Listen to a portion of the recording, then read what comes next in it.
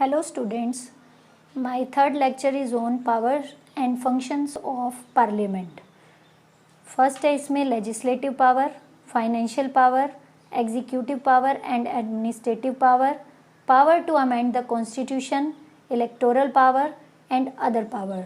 Other power में दो powers आती हैं, इम्पीचमेंट और removal power and emergency power. तो first I will explain legislative power. इसमें हमारा फर्स्ट फंक्शन है the parliament can make laws on subject under union list, concurrent list and residual list and state list. Union list का मतलब यहाँ पे बताया गया है कि जो सेंटर से रिलेटेड जितने भी कोई कानून बनाए जाते हैं वो यूनियन लिस्ट के अंदर बनाए जाते हैं. स्टेट लिस्ट के अंडर जितने भी राज्य जो अपने स्टेट्स वाइज जो नियम कानून बनाते हैं वो स्टेट लिस्ट के अंडर आते हैं.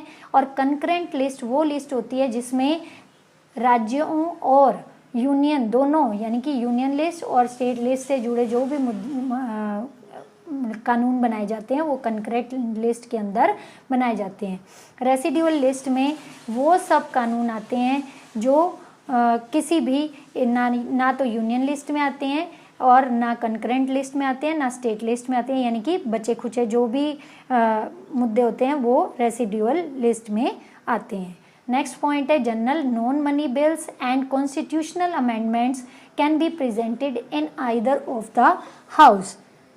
Non money bill and constitutional amendment bill यानी कि कॉन्स्टिट्यूशन में कोई भी अमेंडमेंट करना है, कोई भी चेंज लाना है, और जो भी नॉन मनी बिल्स हैं वो किसी भी हाउस में पेश किए जा सकते हैं. ठीक है. थर्ड है ordinance issued by president must be passed by parliament with 6 weeks after its reassembly. यानी कि ऑर्डिनेंस का मतलब यहाँ पे बताया गया है अध्यादेश. ठीक है, ध्यान रखना, ऑर्डिनेंस का मतलब होता है अध्यादेश जो कि सिर्फ प्रेसिडेंट के द्वारा इशू किया जाता है. वो भी कब? जब पार्लियामेंट का कोई भी सेशन नहीं चल रहा होता. यानी कि अध्यादेश इसको इसलिए बोला जाता है कि कोई ऐसा टाइम अगर कंट्री में कोई ऐसे नियम कानून बनाने की ज़रूरत है जब कोई किसी भी हाउस का कोई सेशन नहीं चल रहा, उस टाइम पीरियड में प्रेसिडेंट जो होता है उसको वो एक ऑर्डिनेंस लेके आते हैं और उस ऑर्डिनेंस को जब दोबारा से पार्लियामेंट की रीअसेंबली होती है यानी कि सेशन स्टार्ट होते हैं, उन सेशन के 6 वीक के अंदर अंदर उनको दोनों हाउसेस को अपनी सहमति देनी पड़ती है, तभी वो ऑर्डिनेंस एक कानून के रूप में देश में लागू होता है. नेक्स्ट आ गई हमारी सेकंड है फाइनेंशियल पावर. फाइनेंशियल पावर में बता रखा है फर्स्ट है the constitution has provided financial powers only to the Lok Sabha and Rajya Sabha just a secondary role in it. इसका मतलब ये है कि फाइनेंशियल पावर यानी कि मनी बिल्स जो भी हैं वो लोकसभा में पेश किए जाएंगे और राज्यसभा का काम सिर्फ उनको एक सेकेंडरी रोल ही होता है उसमें उनका कि वो उनको पास करने में उनकी हेल्प करते हैं. नेक्स्ट है article 109 says that the money bill can be only presented in Lok Sabha and not in Rajya Sabha. Article 109 ये कहता है कि मनी बिल कहाँ पे पेश किया जाता है, प्रेजेंट कहाँ किया जाता है? लोकसभा में, राज्यसभा में कभी नहीं किया जाता है. ये ध्यान रखना, बिल्कुल ये पॉइंट अंडरलाइन कर लो इसको.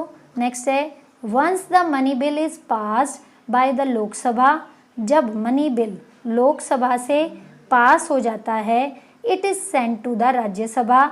फिर वो बिल कहाँ पे भेजा जाता है? राज्यसभा के पास भेजा जाता है. It is necessary for the Rajya Sabha to return the bill within 14 days.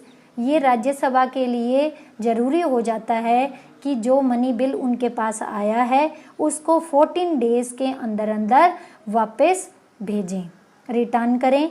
किसको? लोकसभा को. ठीक है. नेक्स्ट है the Rajya Sabha can advise to make amendment in the bill but to accept or reject it depends on choice of Lok Sabha.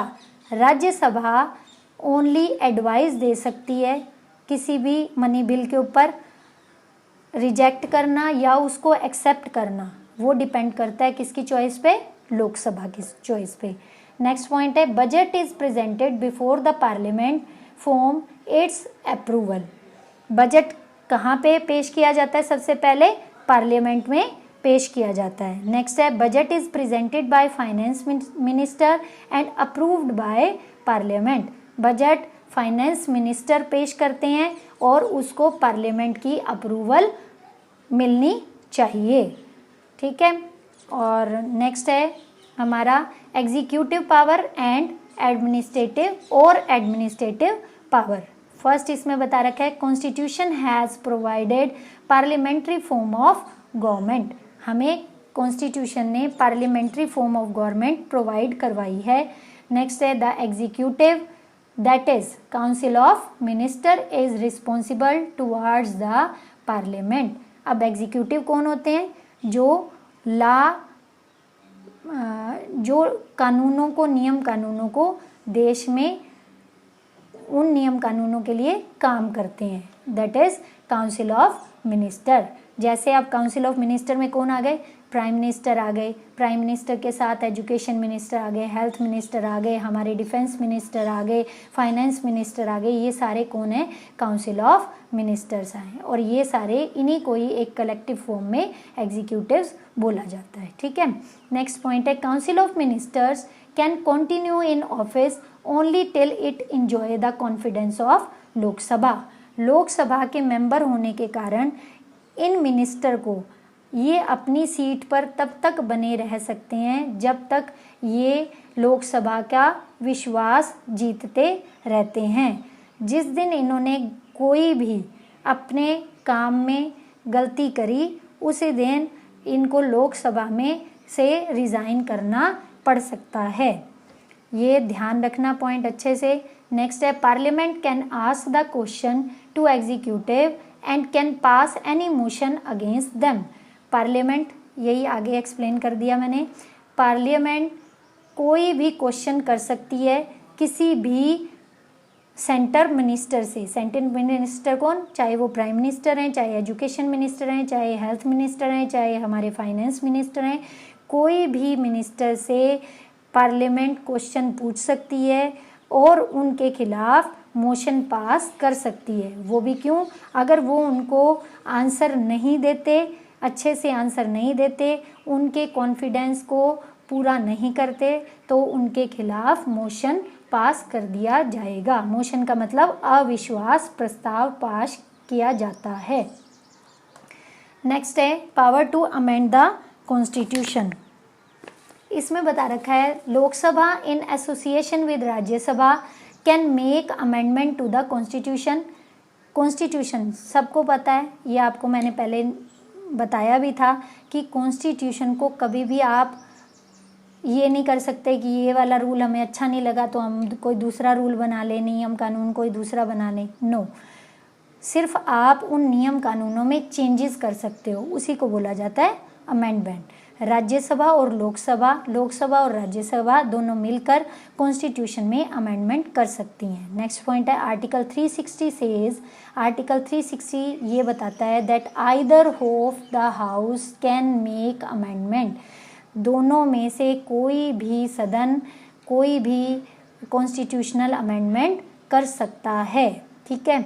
Next है state legislative assembly can not, state legislative assembly can not amend the constitution. State की या राज्य सरकार जो है या state legislative assembly जो होती है वो कोई भी तरह से कॉन्स्टिट्यूशन में चेंज नहीं कर सकती, ठीक है। ये पॉइंट अच्छे से ध्यान में रखना। नेक्स्ट पॉइंट है parliament can amend constitution in 3 ways. Parliament 3 तरीके से अमेंडमेंट ला सकती है कॉन्स्टिट्यूशन में। जैसे अब हमने लोकसभा में मैं बैठी हूँ, मैं लोकसभा की मेंबर हूँ, एक एग्जांपल दे रही हूँ आपको कि मैं लोकसभा की मेंबर हूँ और हम कोई चाहते हैं कि लोग की ये कॉन्स्टिट्यूशन में इलेक्टोरल पावर बदलाव change article 54 provide electoral power to the parliament. Article 54 ये पावर देती है, इलेक्टोरल पावर पार्लियामेंट को देती है। ठीक है, अब इलेक्टोरल पावर क्या होती है ये भी बताती हूँ आपको। Article 54 says that elected member of Lok Sabha, Lok Sabha के जो इलेक्टेड मेंबर हैं can elect the president. Electoral power इसको बोलते हैं, ध्यान से समझ लो।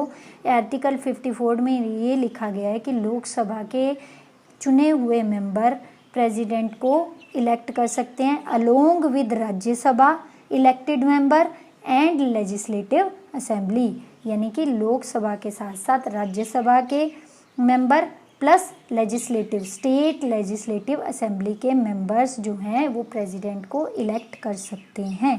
नेक्स्ट है, उसी को बोलते हैं इलेक्टोरल पावर। नेक्स्ट है article 66 says that both the house members participate in the election of vice president. दोनों, आर्टिकल 66 में ये लिखा हुआ है कि दोनों हाउसेस के मेंबर्स वाइस प्रेसिडेंट का इलेक्शन कर सकते हैं। ठीक है, नेक्स्ट है स्पेशल पावर। स्पेशल पावर में मैंने आपको दो पावर्स बताई थी, एक तो इम्पीचमेंट बताई थी और एक रिलेटेड टू इमरजेंसी। पहले इम्पीचमेंट को कर रही हूँ मैं एक्सप्लेन। नेक्स्ट है प्रेसिडेंट वाइस प्रेसिडेंट। इम्पीचमेंट का मतलब क्या होता है पहले तो ये समझाना जरूरी है तुम्हें। इम्पीचमेंट का मतलब होता है किसी को भी, किसी ऐसे पर्सन को उसके ऑफिस से हटा देना, यानी कि उसकी जो पोस्ट दी गई है उस पोस्ट से उसको रिमूव कर देना। ठीक है, अब किस किस को, अब स्पेशल पार्लियामेंट को ऐसी स्पेशल पावर किस किस को हटाने के लिए मिली हुई है। फर्स्ट है प्रेसिडेंट, वाइस प्रेसिडेंट, जजेस of supreme court and high court. ठीक है, नेक्स्ट है क्योंकि पार्लियामेंट को इसलिए मिली हुई है क्योंकि पार्लियामेंट के लोग इनको चुनते हैं और पार्लियामेंट के लोग ही इनको हटा भी सकते हैं। ओके, ये पॉइंट हो गया क्लियर। नेक्स्ट है if president violate the constitution both the houses of parliament can passes the impeachment motion against the president. अगर प्रेसिडेंट कॉन्स्टिट्यूशनल वॉयलेशन करते हैं, यानी कि संविधान की अवमानना करते हैं, वॉयलेट का मतलब होता है उल्लंघन करते हैं, तो दोनों हाउसेज पार्लियामेंट के इम्पीच कर सकते हैं। इम्पीच का मतलब होता है कि उनको हटा सकते हैं प्रेसिडेंट की पोस्ट से। नेक्स्ट है both the houses can also remove the जजेस of supreme court and high court by passing impeachment motion. Supreme court और हाई कोर्ट के जजेस को भी इसी तरीके से हटाया जा सकता है अगर वो भी कॉन्स्टिट्यूशनल वायलेशन करते हैं तो। ठीक है, नेक्स्ट है they can also remove the vice president, such motion should be approved by Lok Sabha. अब दे कैन, यहाँ पे दे कैन किसके लिए आया है, राज्यसभा के मेंबर्स वाइस प्रेसिडेंट को रिमूव करने का मोशन ला सकते हैं और उसको स्वीकृति किसकी मिलनी चाहिए, लोकसभा की अप्रूवल मिलेगी तो आप वाइस प्रेसिडेंट को रिमूव कर सकते हो। ठीक है, नेक्स्ट है इमरजेंसी से रिलेटेड पावर्स कौन सी हैं पार्लियामेंट के पास। फर्स्ट है for the effectiveness of emergency declared by president required approval of both houses. President के द्वारा कोई भी अगर इमरजेंसी लगाई जाती है तो वो इफ़ेक्टिव तभी होगी जब उसको दोनों हाउसेस की अप्रूवल मिल जाएगी। ठीक है, नेक्स्ट है for extension of president rules. किसी भी स्टेट में या कंट्री में जब प्रेसिडेंट रूल लगता है, रूल्स बियॉन्ड 6 मंथ एसेंट, यानी कि 6 महीने पहले की जो रिटर्न परमिशन मिलती है of parliament is compulsory. Parliament के दोनों हाउसेज जब प्रेसिडेंट रूल को, अगर आपने एक्सटेंशन का मतलब होता है प्रेसिडेंट रूल एक कंट्री में लगा हुआ है, ठीक है, और उसको आप और आगे बढ़ाना चाहते हो, ठीक है, यानी कि 6 मंथ का उनको अप्रूवल मिलता है आगे बढ़ाने का, वो अप्रूवल तभी मानी जाती है, वो एक्सटेंशन तभी मिलता है जब पार्लियामेंट के दोनों हाउसेज कह देते हैं कि हाँ इस इमरजेंसी को और आगे 6 महीने बढ़ा देना चाहिए। ठीक है, it is clear. Thank you students.